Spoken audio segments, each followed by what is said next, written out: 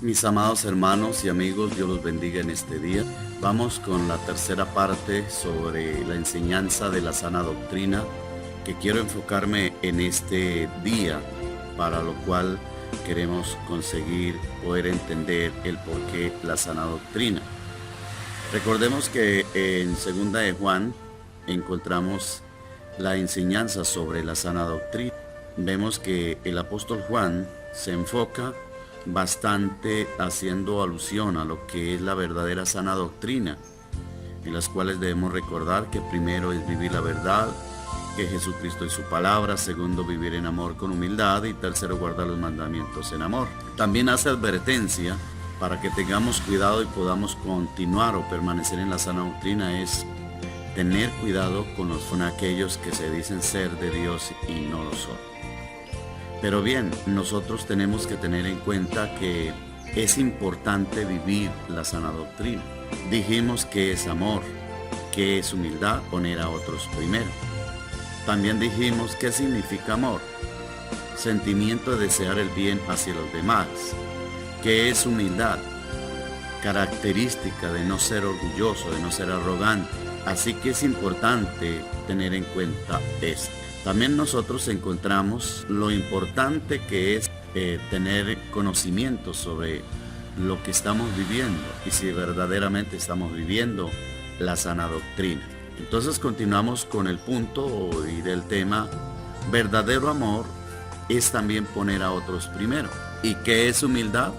Es poner a los demás primero. Hay una coincidencia muy notoria entre el verdadero amor y la verdadera humildad. Es importante tener en cuenta esto. Nuestra capacidad para amar fluye de la humildad.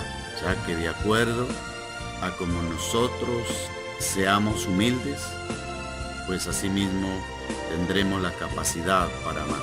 Quiero mirar en 1 de Pedro 5:5 lo que dice en la palabra de Dios. Igualmente, jóvenes, estad sujetos a los ancianos, y todos sumisos unos a otros, vestidos de humildad, porque Dios resiste a los soberbios y da gracia a los humildes. Qué buena esta palabra. Pero quiero que hagamos una oración para continuar con este tema. Padre que estás en los cielos, en el nombre glorioso de nuestro Señor Jesucristo, queremos agradecerte por este mensaje sobre la sana doctrina, por esta palabra en las cuales tú nos enseñas y enseñará a muchos. Ruego que hable a mi vida, puesto que ya lo ha hablado, y siga hablando, no solamente a mi vida, sino a mi familia, y a todos los que vean este video y escuchen este mensaje, sean bendecidos a través de esta enseñanza. Os rogamos, Dios, que podamos mejorar en el conocimiento de tu palabra. Muchísimas gracias, eterno Dios. Amén. Volvemos al tema. Nuestra capacidad para amar fluye de la humildad. Entonces leíamos en 1 de Pedro 5:5 que dice: igualmente jóvenes. Cuando dice igualmente jóvenes, es que todos estamos incluidos. Está sujetos a los ancianos y todos sumisos unos a otros. Mire la palabra. Sumisos unos a otros, revestidos ¿de qué? De humildad. Porque Dios resiste a los soberbios y da gracia a los humildes. ¿Por qué Dios resiste a los soberbios? Porque Dios no comparte, obviamente, con eso. Pero da gracia a los humildes. ¿Qué es gracia? Es aquello que le agrada, que cae bien. A eso se refiere dar gracia. Por eso, mis amados hermanos y amigos, es importante que nosotros tengamos en cuenta y presente lo que es la verdadera sana doctrina. Sí, somos personas, tanto jóvenes, niños, ancianos, nos sometemos con toda humildad, con todo cariño, pues por supuesto que Dios nos da y nos seguirá dando de esa gracia. Miremos también en Efesios lo que nos dice la palabra de nuestro Dios. Capítulo 4, verso 2 dice: con toda humildad y mansedumbre, soportando con paciencia los unos a los otros en amor. Aquí hay algo muy importante, es que nosotros debemos comportarnos hacia los demás. Dice que con toda humildad y mansedumbre, soportando con paciencia los unos a los otros en amor. Entonces, en 1 de Pedro está hablando de sumisos unos a otros con humildad.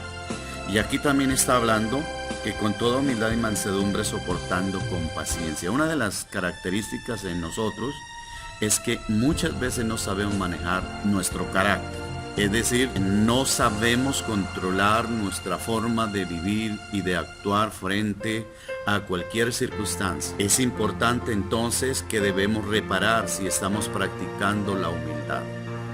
Pero aquí nos enseña que debemos soportarnos unos a otros con paciencia. Es decir, que para soportar a alguien debe tener paciencia. Y si aprendemos a tener paciencia, entonces estamos practicando la humildad. Muchas personas le piden a Dios, Señor, dame paciencia. Claro que Dios se la va a dar, pero debe alistarse para la prueba. Porque si aprendes a soportar la prueba, aprendes a tener paciencia. Y de esa manera, entonces aprendes a crecer en el amor hacia Dios y hacia el prójimo. Y ahí estamos practicando la sana doctrina. Estamos viviendo la sana doctrina. Volvemos al tema, nuestra capacidad para amar fluye de la humildad. Introducción. ¿Cuál es la capacidad que tiene una persona para amar? ¿Cómo se mide? Si una persona tiene la capacidad para amar, entonces su actitud se ve a través de la humildad. Repito esta palabra. Si una persona tiene la capacidad para amar, entonces su actitud se ve a través de la humildad. Y vamos a mirar otra cita que encontramos en Filipenses 2:3, que dice lo siguiente: nada hagáis por contienda o por vanagloria, antes bien con humildad, estimando cada uno a los demás como superiores a él mismo. ¡Qué palabra espectacular! Mis amados, nosotros si estimamos a los demás con respeto, como si ellos fueran superiores a nosotros mismos, es una manera de practicar la humildad. Es una manera de demostrar que amamos al prójimo, que amamos a Dios entre otros. Es importante tener esto presente. Si soy humilde, hasta aquí llega mi capacidad para amar. También si crece mi humildad, crece mi capacidad para amar. Gloria a Dios, porque la humildad que Dios produce sobre todas las cosas es amor, humilde que no busca lo suyo, un amor que no es jactancioso, un amor que está mucho más preocupado por la otra persona que de él mismo. Incluso está hasta dispuesto a soportar a personas que no estén de acuerdo con ello. El amor de Dios es más poderoso que los ejércitos que existe sobre la faz de la tierra. En Cristo combina en su vida las dos cosas y esa combinación es su gloria. Vemos en el Evangelio de San Juan, vayamos rápidamente a este versículo del Evangelio de San Juan, el capítulo 1, verso 14. Y aquel verbo fue hecho carne y habitó entre nosotros y vimos su gloria, gloria como del unigénito Hijo del Padre, lleno de gracia y de verdad. Entonces en Cristo combina en su vida las dos cosas y esta combinación es su gloria. Si hay amor, en Cristo estamos. Y si estamos en Cristo, tenemos la bendición de Él. Y la gloria de Jesucristo se refleja a través de que vivimos en una sana doctrina. En la primera parte decíamos, el verdadero amor es también poner a otros primero. El amor por otros fluye del Evangelio. Pero para entender esto debemos saber qué es Evangelio. Vamos a mirar en el Evangelio de San Lucas 4:18. El Espíritu del Señor está sobre mí, por cuanto me ha ungido para dar buenas nuevas a los pobres. Me ha enviado a sanar a los quebrantados de corazón, a pregonar la libertad a los cautivos y vista a los ciegos, a poner en libertad a los oprimidos y a predicar el año agradable del Señor. ¿Qué es el Evangelio? El Evangelio son buenas nuevas de salvación. ¿Qué tiene el Evangelio?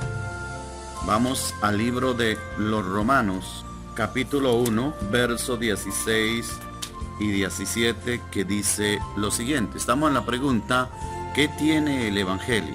Porque no me avergüenzo del Evangelio, porque es poder de Dios para salvación a todo aquel que cree, al judío primeramente y también al griego. Porque en el Evangelio la justicia de Dios se revela por fe y para fe, como está escrito, mas el justo por la fe vivirá. Gloria a Dios. Entonces, ¿qué tiene el Evangelio? Poder de Dios. ¿Para qué? Para salvación a todo aquel que en él cree. Si nosotros vemos que el amor fluye por medio del Evangelio, es cuando entendemos, primero, ¿qué es Evangelio? Buenas nuevas de salvación. Segundo, ¿qué tiene el Evangelio? Si nosotros amamos a Dios es porque hemos entendido el Evangelio. Y por medio del Evangelio es que nosotros hemos tenido un cambio y ahí ha fluido la humildad, o hemos venido practicando la humildad para que fluya el amor. Es a través del Evangelio. Lo opuesto del amor es no morir al yo, el egoísmo, el ser yo mismo. Bueno, hay personas que dicen que lo opuesto al amor es el odio, y obviamente que es en alguna medida es lógico, pero realmente a la luz de la Biblia, lo opuesto al amor es ponerse a uno mismo primero. ¿Cómo se manifiesta? Pero antes quiero leer Gálatas 2:20. Con Cristo estoy juntamente crucificado, y ya no vivo yo, mas Cristo vive en mí. Y lo que ahora vivo en la carne, lo vivo en la fe del Hijo de Dios, el cual me amó y se entregó a sí mismo por mí. Vemos que el apóstol Pablo está diciendo algo muy importante con respecto al vivir en Cristo, de vivir en el Evangelio, de vivir una sana doctrina. Y una de ellas es que dice, con Cristo estoy juntamente crucificado. ¿Qué significa eso? Él está diciendo que mi carne está crucificada, que ya no debo ceder a los deseos de mi carne. Y también dice, ya no vivo yo, mas vive Cristo en mí. Cristo vive en mí. Ya no hago lo que yo quiero, sino lo que Él, o nuestro Dios, quiere.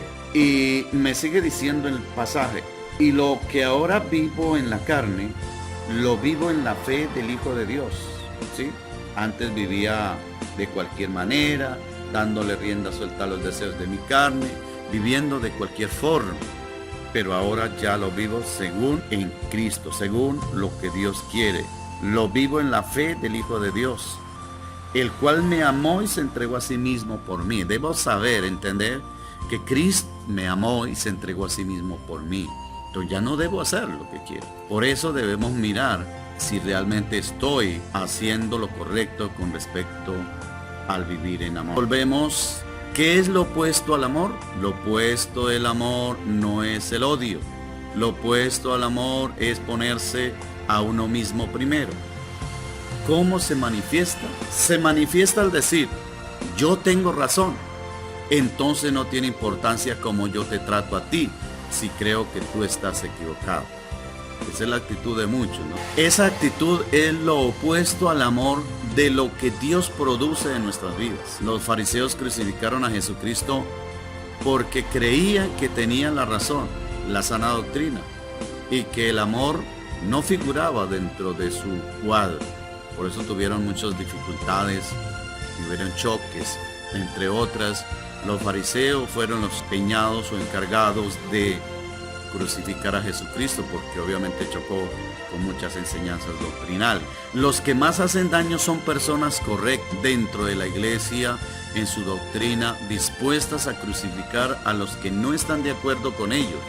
Son como fariseos que no tienen amor. Cuando dicen personas correctas, supuestamente correctas, entre comillas correctas, porque no es correcto que tenga envidia, que rechace a los demás, que no trate a la gente con humildad. Eso no es correcto. Volvemos entonces, lo opuesto al amor es no morir al yo. Lo opuesto al amor es el orgullo. Si se da cuenta que no es solamente el odio, incluye el orgullo, el yo, que todo para mí, una cantidad de cosas que nosotros muchas veces manejamos a nuestro propio criterio cuando no tenemos en cuenta lo que es el Evangelio. El amor por otros fluye del Evangelio. Seguimos diciendo, existe una relación interna entre el amor fluye de la humildad, y la humildad fluye del arrepentimiento. El arrepentimiento fluye del Evangelio, es decir, de la cruz del Calvario. Y vamos a ver un pasaje en 1 Corintios 13, 8 al 13, que es un pasaje que quizás ya veníamos leyendo anteriormente. Pero vamos a repasarlo. Dice lo siguiente: el amor nunca deja de ser, pero las profecías se acabarán y cesarán las lenguas, y la ciencia acabará, porque en parte conocemos y en parte profetizamos. Mas cuando venga lo perfecto, entonces lo que es en parte se acabará. Cuando yo era niño, hablaba como niño, pensaba como niño, juzgaba como niño, mas cuando ya fui hombre dejé lo que era niño. Ahora vemos por espejo oscuramente, mas entonces veremos cara a cara. Ahora conozco en parte, pero entonces conoceré como fui conocido. Y ahora permanecen la fe, la esperanza y el amor, esos tres, pero el mayor de ellos es el amor. Seguimos entonces. Dice: el amor nunca deja de ser, pero las profecías se acabarán y cesarán las lenguas y la ciencia acabará. Un día se va a acabar lo de las profecías, se va a acabar la ciencia, se va a acabar todo lo que aquí en la tierra es pasajero. Pero hay algo que dice aquí que no se acabará, es el amor. Eso permanece para siempre, porque en parte conocemos y en parte profetizamos.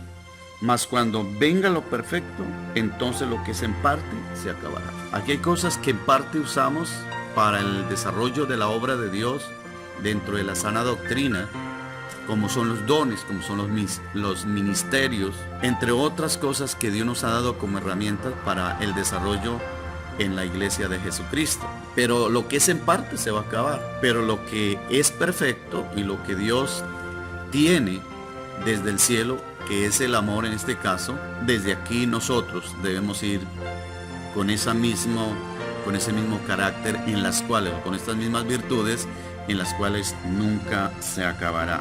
Y dice: cuando yo era niño, hablaba como niño, pensaba como niño, juzgaba como niño, mas cuando fui ya hombre dejé lo que era de niño.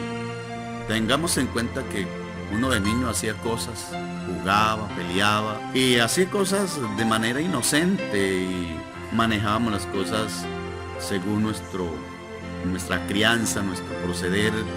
Pero ya siendo adultos las cosas cambian, ya no actuamos de la misma manera que actuábamos cuando era niño. Ya uno de adulto tiene que mejorar en la relación con el prójimo, quizás tocando algunos puntos de cuando éramos niños, en el sentido que los niños pelean y al ratico ya están jugando y ya no le prestan atención ni permanece la ira con aquella persona que pelea. Pero uno de adulto sí tiene esa característica de llegar a ser tan soberbio que muchas veces ni perdona. Entonces ya uno de adulto tiene que cambiar, tiene que manejar muchas cosas para bien. Vemos por espejo oscuramente, mas entonces veremos cara a cara. ¿Por qué dice que ahora vemos por espejo oscuramente? La palabra de Dios es como un espejo, pero aquí no logramos ver todo lo que será en el cielo. En el cielo será muy distinto. Entonces cuando lleguemos allá, vamos a conocer a Dios cara a cara, vamos a ver todo en plenitud. Qué hermosa es la palabra de Dios que nos habla de esta manera. Ahora conozco en parte, pero entonces conoceré como fui conocido. Entonces conoceré como fui conocido. Esta paradoja es de entenderse que Dios me creó tan perfecto y quizás yo mismo no me conozco como soy, pero quizás en el cielo nos vamos a conocer mejor. Y ahora permanecen la fe, la esperanza y el amor. ¿Sí? Hasta aquí no debe faltar la fe, no debe faltar la esperanza y mucho menos el amor. Pero el mayor de ellos es el amor. Pero un día se va a acabar la fe y la esperanza. Pero lo que sí va a permanecer es el amor. Existe una progresión y cada uno de estos elementos son importantes en relación de los demás elementos. Entonces decimos, como punto, al morir se acabará. ¿Qué se acabará? Las misiones. Cuando muramos en el cielo ya no hay necesidad de evangelismo, ya no hay nadie quien evangelizar, las misiones se acabarán, son algo temporal aquí en esta tierra. ¿Qué más se acabará? La fe. La fe se tornará vista. En el cielo todo será una realidad. Ya no necesitamos de fe, todo lo podemos ver. También que se acabará el día que Cristo venga o el día que muramos. La esperanza será una realidad. Lo mismo pasa con la esperanza, porque lo que hemos esperado por fe también se hará realidad. Al estar allá, pues ya no necesitamos ni de fe ni de esperanza. Lo que no se acaba es el amor. El amor es lo que permanece para siempre. El amor es un poco del cielo en la tierra. El amor es la realidad de conocer a Dios. El amor es la única marca verdadera, de verdadera espiritualidad. Y viene una pregunta, ¿la única marca? Si yo tengo fe, tengo sana doctrina. Puedo tener el don de lenguas, dar los bienes a los pobres, quemar mi cuerpo por otro, pero si no tengo amor, de nada me sirve. El amor es el fruto del Espíritu Santo en nuestras vidas. La forma como nosotros tratamos unos a otros es la verdadera marca de lo que realmente pensamos de Dios. Mis amados hermanos y amigos, es importante tener en cuenta que el amor, la humildad y el evangelio van de la mano para vivir una verdadera sana doctrina. Oh amados, les animo a que cada día practiquemos la humildad para que crezca el amor y así tengamos una verdadera sana doctrina. La humildad, actitud de la gracia. La humildad fluye de manera natural del arrepentimiento. Cuando nos habla de actitud de la gracia es porque ha habido un verdadero arrepentimiento. Pues del verdadero arrepentimiento debe ser profundo y sacar todo lo que hay en el corazón, dentro de eso la idolatría que emana a nivel cultural. Miramos en Josué 24:14 y verso 23 lo que nos dice las Sagradas Escrituras. En el verso 14 dice: ahora pues temed a Jehová y servidle con integridad y en verdad, y quitad de entre vosotros los dioses a los cuales sirvieron vuestros padres al otro lado del río y en Egipto, y servid a Jehová. En el verso 23 dice: quitad pues ahora los dioses ajenos que están entre vosotros, e inclinad vuestro corazón a Jehová, Dios de Israel. Si ha habido un verdadero arrepentimiento, es lógico que usted y yo inclinamos nuestro corazón a Dios. Sacamos de nuestro corazón toda idolatría, llámese tener en primer lugar a las cosas materiales, en fin, todo lo que tiene que ver con la idolatría. Pero el llamado que Dios ha venido haciendo al pueblo de Israel y a nosotros es quitar de nuestro corazón los dioses ajenos, la idolatría en general. Cuando vivimos un arrepentimiento constante, es una actitud, un estilo de vida, es humildad. Es imposible tener el arrepentimiento como un estilo de vida sin ser humildes. Es importante, por lo cual, tener siempre presente. Y ahora, ¿por qué hablamos en este punto de la sana doctrina? Que aquí va enfocado y recalcamos o ratificamos lo que es la humildad, porque esa es la parte importante para un cambio. Por eso volvemos a esta palabra. Es imposible tener el arrepentimiento como un estilo de vida sin ser humilde. Hay personas que dicen haberse arrepentido, pero muchas veces no sabemos de qué se han arrepentido, pero realmente no tienen humildad. Eso significa que le falta un verdadero arrepentimiento. En Isaías 57 vamos a ver otro pasaje que la palabra de Dios nos lleva para que nosotros lo analicemos. 57:15 encontramos una palabra muy importante sobre este punto. Vamos a ver 57:15 que dice: porque así dijo el alto y sublime, el que habita la eternidad y cuyo nombre es el Santo.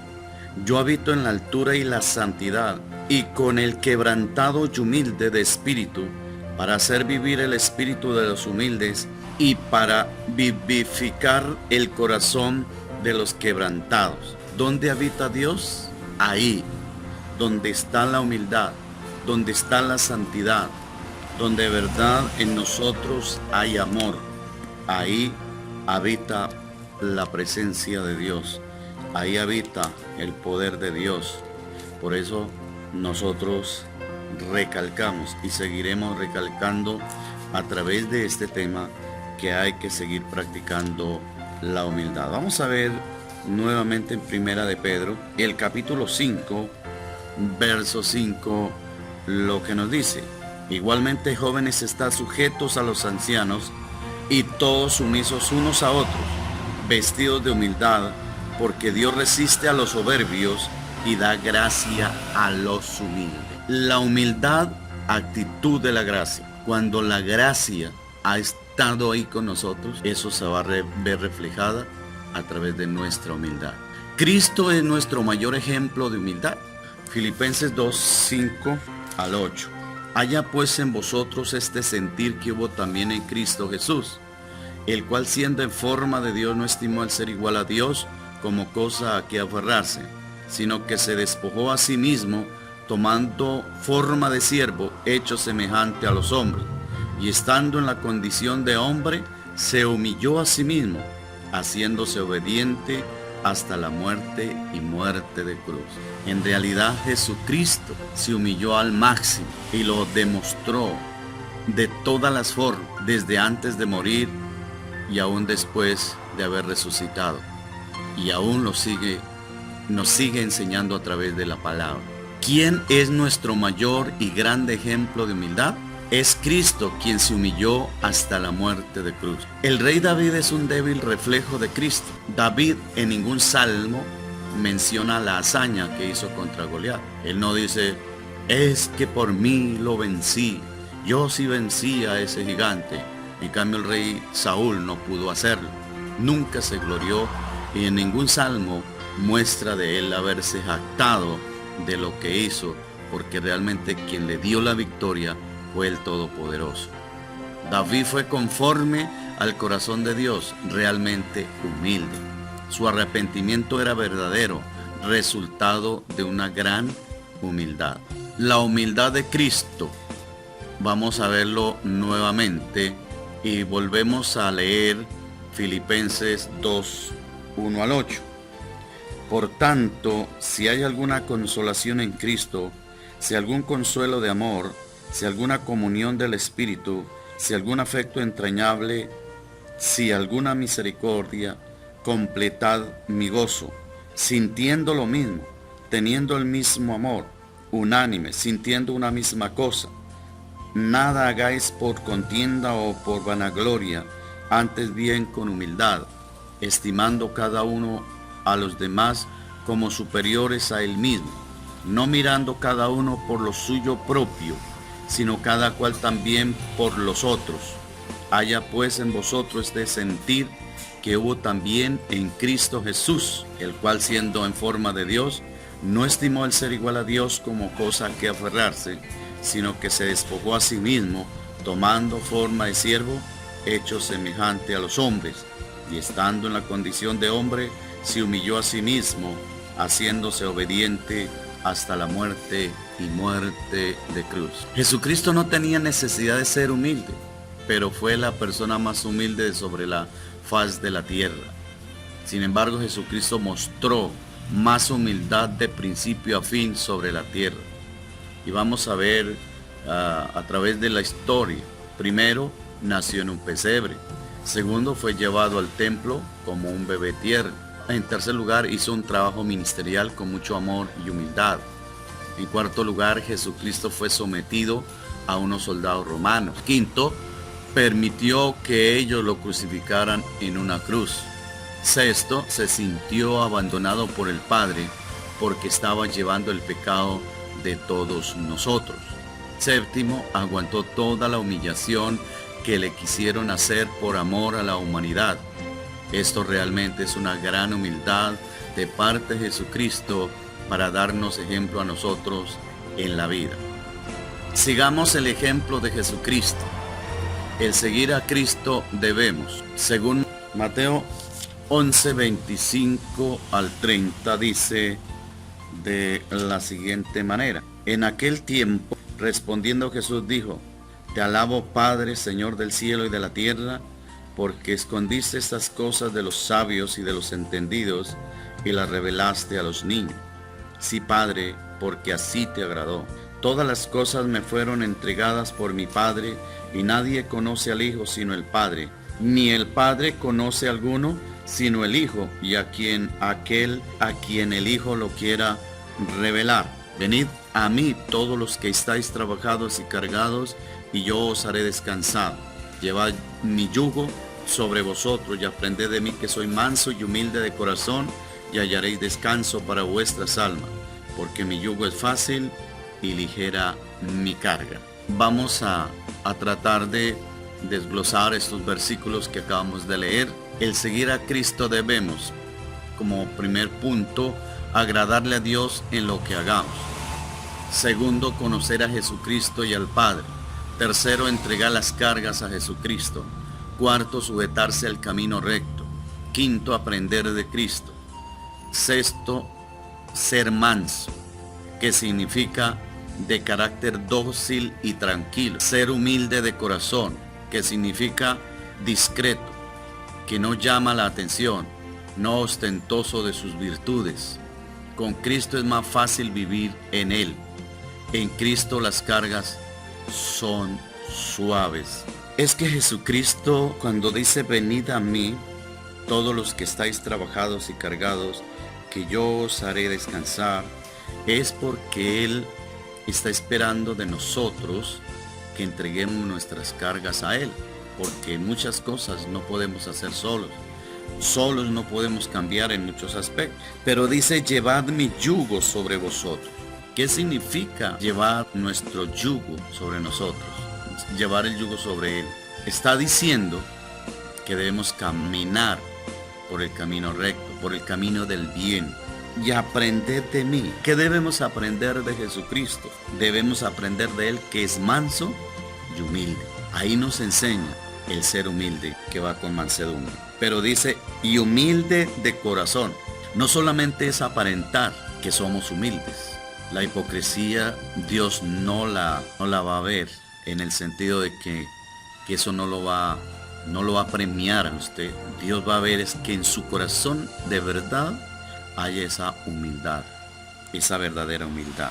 Y sigue diciendo, y hallaréis descanso para vuestras almas. Mire, una de las cosas que nos lleva a descansar en Dios es cuando hay humildad. Cuando usted no se preocupa, no se pone a pelear con nadie, cuando no se deja llevar por la altivez, por el orgullo, sino que usted siempre está ahí dispuesto a mirar cómo se solucionan las cosas. Entonces la vida se lleva más fácil y ahí uno descansa en el Señor. Ya sea en el hogar, ya sea en la iglesia, ya sea en el trabajo, donde quiera que estemos y practicamos la humildad, mirando el ejemplo que Jesucristo nos dio y además la invitación que Cristo mismo nos hace, que debemos ser humildes y mansos de corazón.